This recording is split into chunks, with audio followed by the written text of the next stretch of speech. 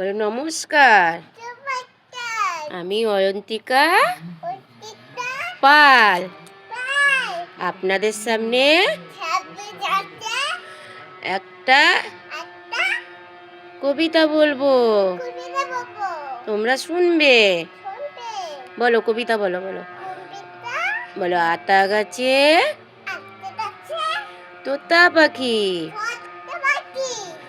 ডালিম গাছের মৌ, এত ডাকি তবু কথা কেন? ছোড়াটা বলতে পারেনি বলে পালিয়ে চলে এসছে। দেখো আমার কাছে কবু কথা দিয়ে পালিয়ে চলে এসছে। বলো বলো কবু বলছে, আর বলতে পারবো না। ওই গাড়ির সামনে গিয়ে দাঁড়িয়ে আছে আড়ালে। বলছে গাড়ি চালাবো, ওইটা ভিডিওটা করো,